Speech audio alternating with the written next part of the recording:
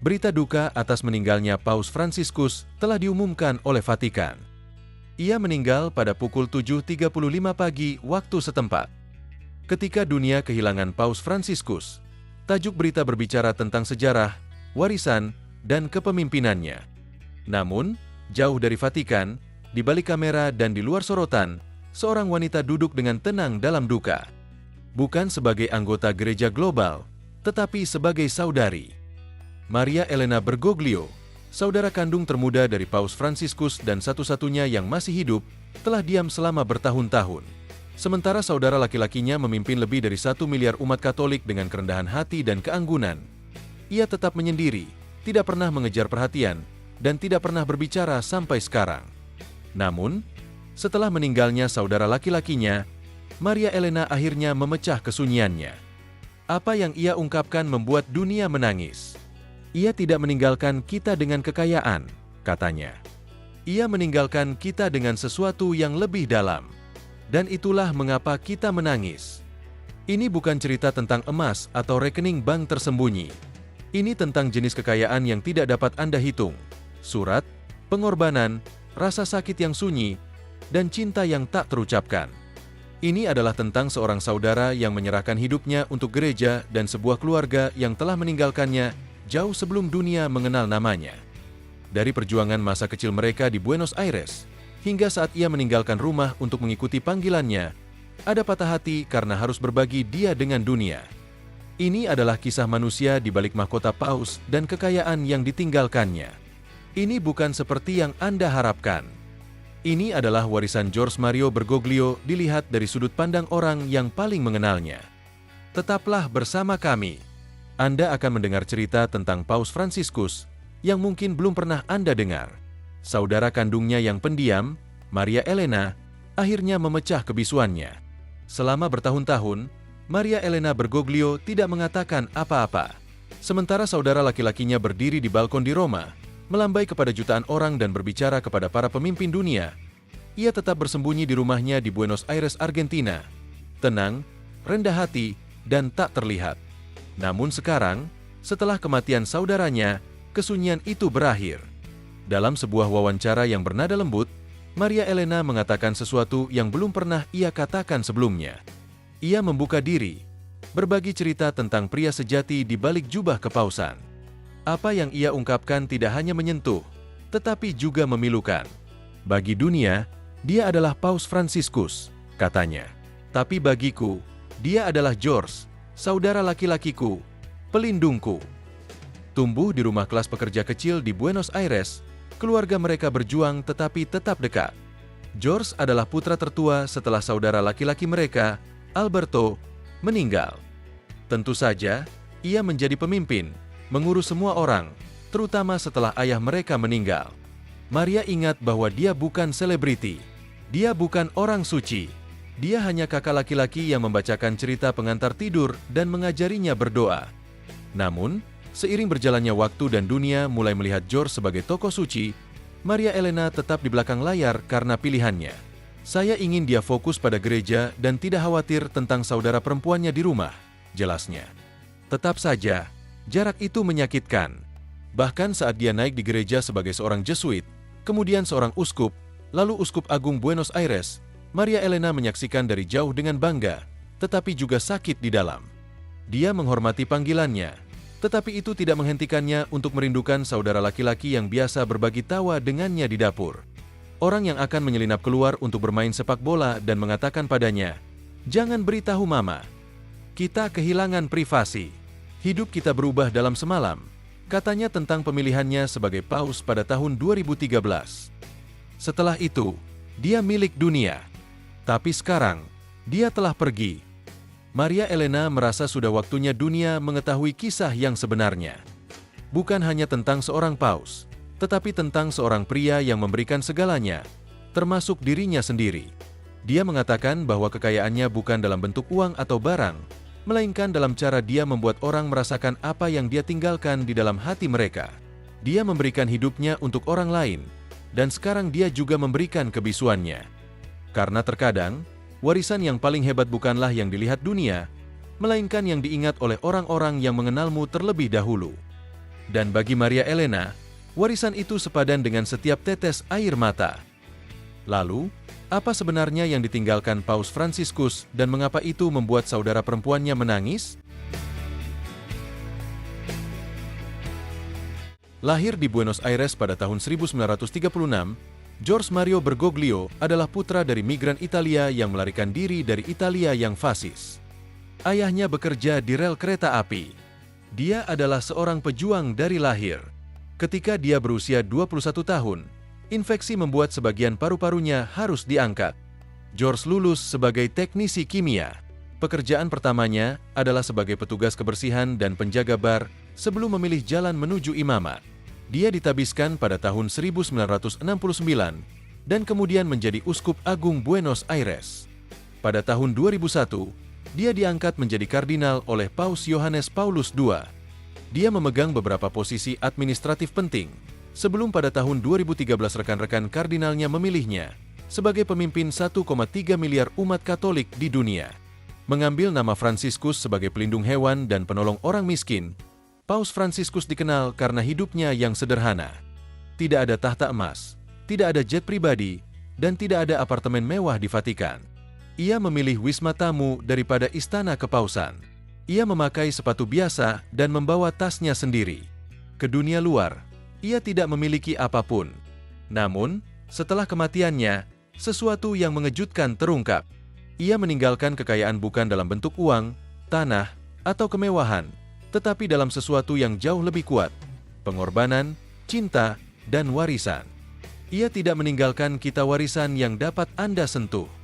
Maria Elena berkata, tetapi apa yang ia berikan membuat kami menangis. Tumbuh besar, keluarga Bergoglio memiliki sedikit. Ayah mereka bekerja sebagai akuntan kereta api, dan ibu mereka tinggal di rumah dengan 5 anak. Uang terbatas, tetapi cinta mereka berlimpah, sehingga George, putra tertua yang masih hidup, mengambil tanggung jawab lebih awal. Setelah ayah mereka meninggal, ia mengambil pekerjaan tambahan dan menjadi orang tua kedua.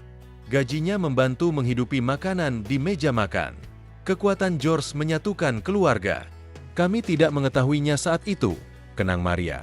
Namun, George membangun warisan yang tidak ada hubungannya dengan kekayaan. Dia tidak membelikan ibunya berlian. Dia memberinya ketenangan pikiran. Dia tidak menjanjikan kekayaan kepada saudara-saudaranya. Dia memberi mereka iman dan kepemimpinan. Dia tidak mengejar status. Dia hidup untuk melayani. Dan ketika dia menjadi paus, itu tidak berubah.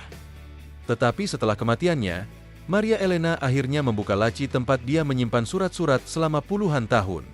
Kartu ulang tahun, ucapan selamat liburan, dan refleksi tenang yang dikirim dari Roma. Surat-surat itu adalah keberuntungan yang sebenarnya. Setiap kata terasa seperti bagian dari dirinya. Katanya, dia mengingatkan saya bahwa tidak peduli seberapa jauh ia pergi, kita tidak pernah terpisah. Dunia mengukur kekayaan dalam dolar, tetapi bagi Maria Elena, warisan sejati saudara laki-lakinya terbuat dari sesuatu yang lebih dalam. Pengabdian, memori, dan cinta yang tetap stabil, bahkan ketika dunia berubah di sekitar mereka. Jadi, ketika dia menangis, itu bukan untuk apa yang tidak dia tinggalkan. Itu untuk apa yang ia berikan padanya, yang tidak pernah bisa dilakukan orang lain. Selanjutnya, momen yang mengubah segalanya adalah hari George meninggalkan rumah dan tidak pernah kembali. Hari dia meninggalkan rumah ketika seorang saudara menjadi pemimpin gereja. Dia baru berusia 21 tahun ketika membuat keputusan yang mengubah, bukan hanya hidupnya, tetapi juga seluruh keluarganya. Dia adalah George saat itu, seorang anak laki-laki yang mencintai sepak bola, memiliki bakat untuk sains, dan selalu tertawa terbahak-bahak, melindungi saudara-saudaranya dan membuat rumah terasa utuh. Kemudian, suatu hari, dia duduk bersama Maria Elena dan berkata, "Aku merasa terpanggil untuk sesuatu yang lebih besar dari diriku sendiri." Dan begitu saja, dia pergi ke seminari untuk diam dan berkorban. Rasanya seperti kami kehilangan dia. Maria mengaku, "Kami bangga, tetapi itu menyakitkan." Ibu mereka mencoba tersenyum, tetapi matanya menceritakan kisah yang sebenarnya. Dia berdoa keras malam itu dan setiap malam setelahnya. Mama tahu apa artinya. Begitu George menyerahkan hidupnya kepada Tuhan, kami akan melihatnya lebih sedikit dan mendengar darinya, tetapi dia tidak pernah berhenti mencintainya. Awalnya, Surat-surat datang secara teratur. George akan menulis untuk menanyakan tentang sekolahnya dan mengirim doa. Namun, saat dia maju di gereja, dunia mereka tumbuh terpisah. Tetap saja, ketidakhadirannya selalu terasa. Dia seperti ayah kedua bagi saya, kenang Maria Elena. Ketika dia pergi, saya kehilangan jangkar itu. Tetapi bahkan saat itu, dia tahu bahwa itu bukan tentang pengabaian, itu tentang tujuan. Dia telah menemukan sesuatu di luar dirinya sendiri. Dan bahkan sebagai seorang remaja, Maria Elena merasakannya. Kakaknya tidak akan menjalani kehidupan normal. Dia diciptakan untuk sesuatu yang jauh lebih besar. Bagian tersulit adalah mengetahui bahwa mencintainya berarti melepaskan. George tidak pernah mengejar ketenaran. Dia mengejar Tuhan, katanya. Dan terkadang, itu berarti meninggalkan orang yang Anda cintai di belakang.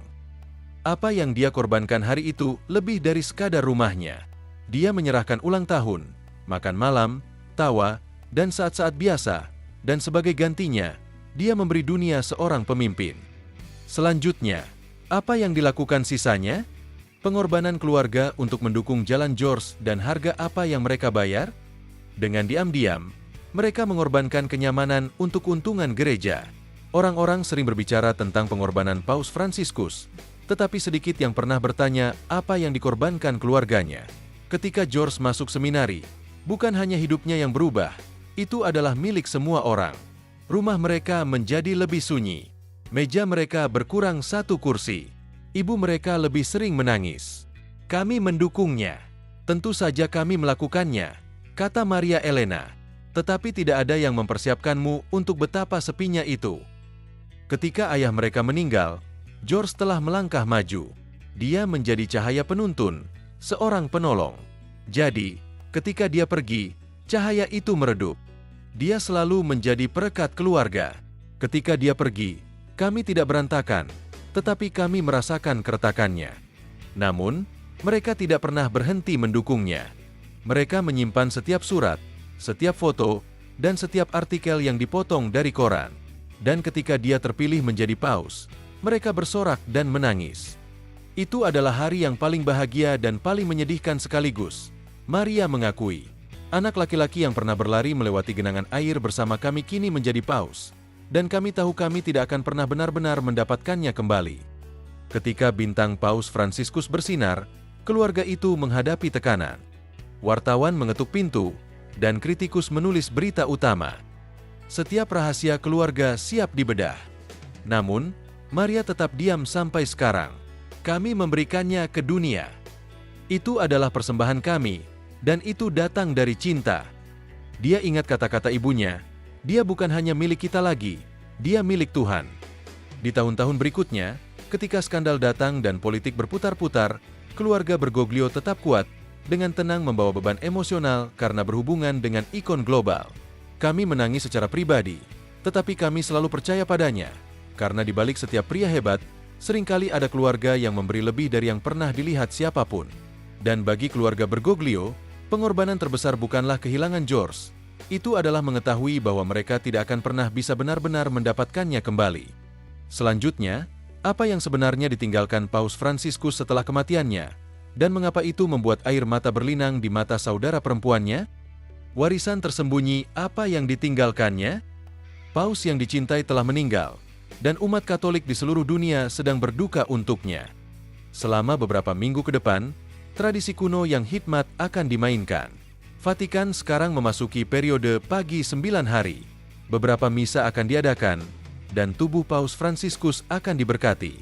Dia akan disemayamkan di Basilika Santo Petrus, tempat masyarakat dapat memberikan penghormatan terakhir. Dikenal karena pendekatannya yang tidak ribut, pada tahun 2024, Paus menyetujui pemakaman sederhana untuk dirinya sendiri. Biasanya, jenazah Paus akan dipajang di panggung yang ditinggikan, tetapi Fransiskus sebaliknya, mengatakan bahwa dia ingin disemayamkan di peti mati kayu terbuka, tanpa terlalu banyak kemegahan dan arak-arakan. Ketika seseorang yang berkuasa seperti Paus meninggal, orang mengharapkan harta karun peninggalan dari brankas rahasia. Namun, ketika George Mario Bergoglio atau Paus Fransiskus meninggal, Vatikan tidak menemukan kekayaan yang dapat dihitung. Apa yang ditinggalkannya tidak dapat diukur dengan koin atau emas. Itu hidup dalam kata-kata, dalam surat-surat, dan dalam cinta. Dia tidak memiliki kekayaan. Dia memiliki hubungan. Maria Elena mengatakan itu adalah hartanya. Di rumahnya, disimpan dalam kotak kayu usang, Maria menyimpan lusinan surat tulisan tangan. Beberapa berusia puluhan tahun, dan beberapa tiba hanya beberapa bulan sebelum dia meninggal. Surat-surat itu tidak formal. Mereka tidak penuh dengan doktrin. Mereka adalah surat-surat dari saudara laki-laki kepada saudara perempuan. Salah satu suratnya menulis, "Bahkan dari Roma, aku membawamu bersamaku. Aku berdoa untukmu setiap pagi." Yang lain berkata, "Aku tahu Mama akan bangga pada kita berdua. Teruslah maju, Tuhan melihat segalanya." Ini bukan pesan publik. Ini adalah pengingat pribadi tentang ikatan yang takkan pernah bisa dipisahkan oleh jarak. Kata-katanya selalu memberiku kekuatan. Maria berkata, "Mereka membuatku merasa seolah dia tidak pernah benar-benar pergi." Setelah kematiannya, keluarga itu ditawari pakaian kepausan, kenang-kenangan, dan tanda-tanda simbolis. Tetapi satu-satunya yang diminta Maria adalah surat-suratnya. Surat-surat itu lebih berharga bagiku daripada apapun yang bisa diberikan dunia, katanya. Karena surat-surat itu adalah bukti. Bukti bahwa pria di balik jubah putih itu tidak pernah melupakan siapa dia atau dari mana dia berasal. Dia meninggalkan Vatikan dengan gereja yang berduka, tetapi dia juga meninggalkan seorang saudari yang memegang bagian-bagian dirinya yang paling sejati. Humornya, hatinya, dan kemanusiaannya. Dan itulah jenis kekayaan yang tidak dapat dicuri oleh siapapun. Namun, rumor, rasa sakit, dan pengawasan publik tetap ada. Bahkan Paus pun tidak aman dari kritik dunia. Setelah George menjadi Paus Fransiskus, dunia menggali masa lalunya yang dalam, dan yang mereka temukan bukan hanya iman dan kerendahan hati, itu adalah kontroversi dan rasa sakit. Beberapa menuduhnya tetap diam selama kediktatoran militer Argentina yang brutal pada tahun 1970-an. Yang lain mengatakan dia menjadi pendeta karena patah hati, karena dia telah mencintai dan kehilangan, lalu berlari ke gereja untuk mencari penghiburan. Dan bagi Maria Elena, menyaksikan cerita-cerita ini tersebar adalah siksaan. Orang-orang mengatakan hal-hal yang tidak mereka mengerti. Dia berkata, mereka melihat gambar dan berpikir mereka tahu ceritanya. Tapi cerita sebenarnya, menurut saya, jauh berbeda. Keluarga mereka melarikan diri dari fasisme di Italia sebelum menetap di Argentina. Ayah mereka anti-rezim, dan warisan melawan tirani diwariskan kepada George. Ketika kediktatoran menguasai Argentina, dia tidak berpaling. Dia memainkan permainan bertahan hidup yang berbahaya. Dia membantu orang dan melindungi pendetanya. Namun, jika dia berbicara lantang, mereka akan membunuhnya, Maria menjelaskan. Jadi, dia bekerja dengan diam-diam dan hati-hati. Kasus yang paling terkenal adalah dua pendeta Jesuit, Orlando Yorio dan Francisco Jalix, yang ditangkap dan disiksa oleh rezim. Orang-orang mengklaim George tidak melindungi mereka, tapi yang terlewatkan oleh media adalah kesaksian para penyintas. Beberapa bahkan memujinya karena menyelamatkan hidup mereka. Dia mempertaruhkan segalanya, tetapi tidak ada yang mau mendengar itu. Dia berkata, "Saya tidak menyombongkan diri. Saya hanya melakukan apa yang benar." Lalu muncul rumor tentang percintaan. Beberapa mengatakan dia bergabung dengan imamat karena seorang wanita yang membuatnya patah hati dan lari dari cinta kepelukan Tuhan.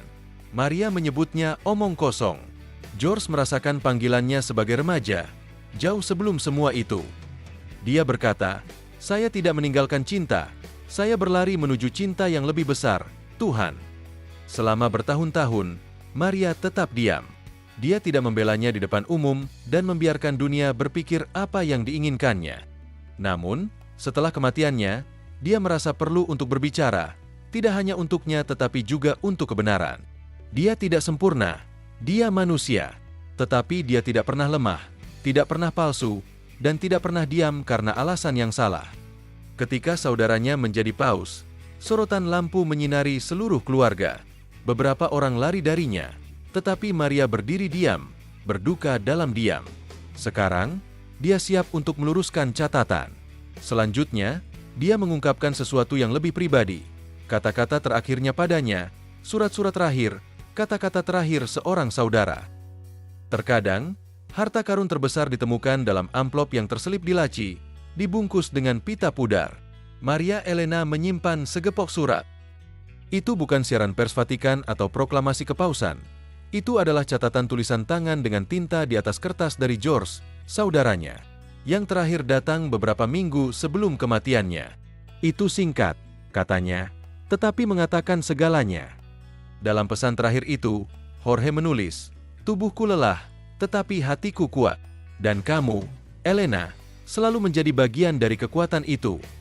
Dia tidak menyebutkan penyakitnya. Dia tidak mengucapkan selamat tinggal. Dia hanya menulis tentang harapan, tentang iman, dan betapa bangganya dia padanya. Dia menyuruhku untuk terus berdoa untuk cinta, kenangnya sambil menggenggam kertas usang itu seperti terbuat dari emas. Surat itu membuatnya menangis, bukan hanya karena itu yang terakhir, tetapi juga karena itu mengingatkannya pada anak laki-laki yang dulu. Dia yang akan menyelundupkan coklat di bawah bantalnya, orang yang memegang tangannya ketika ayah mereka meninggal. Bahkan sebagai paus, dia tidak pernah berhenti menjadi saudaraku. Dia berkata, sepanjang kepausannya, George tidak pernah membiarkan ketenaran mengubahnya. Dia terus mengirim surat dan terus memeriksa. Meskipun gereja membutuhkannya, dia selalu menyediakan waktu untuk menulis. "Doakan aku. Jangan berhenti. Aku merasakan doamu dari sini." Surat-surat itu adalah warisannya untuknya. Bukan gelar mewah, bukan warisan, hanya cinta yang ditulis dengan tangannya sendiri. Dalam satu surat, dia menyertakan foto mereka sebagai anak-anak.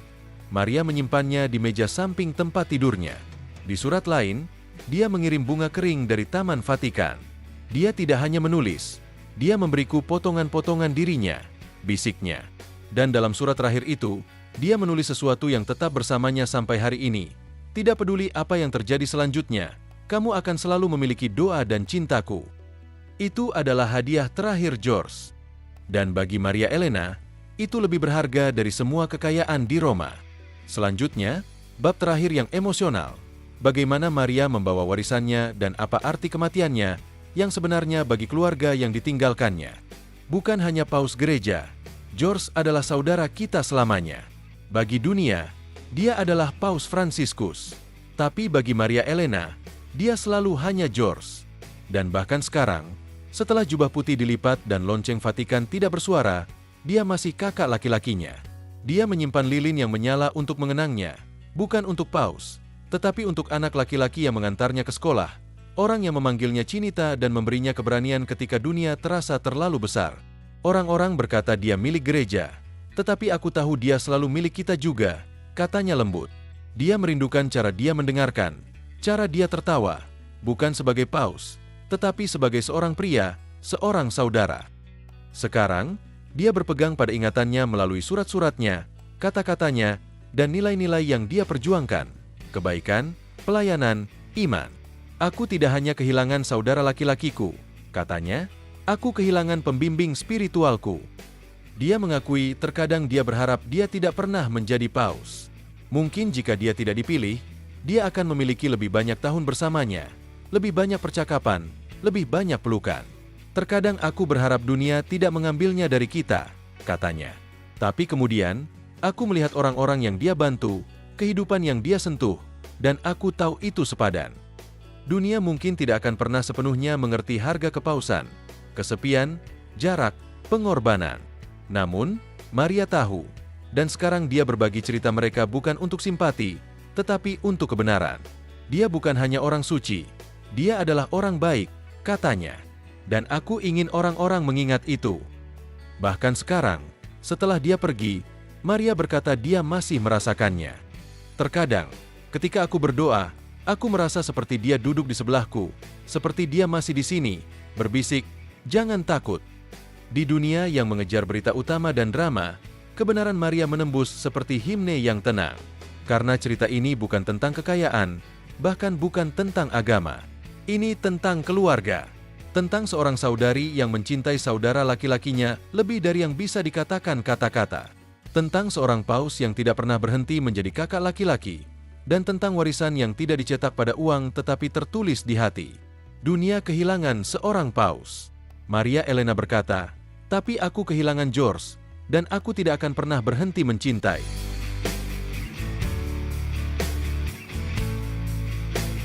Terima kasih sudah menonton. Jika Anda suka dengan konten ini, jangan lupa untuk like, subscribe, dan tekan tombol loncengnya, agar tidak ketinggalan video terbaru dari kami. Bagikan juga pendapat Anda tentang kisah spiritual dan ajaran tentang cinta kasih ini di kolom komentar.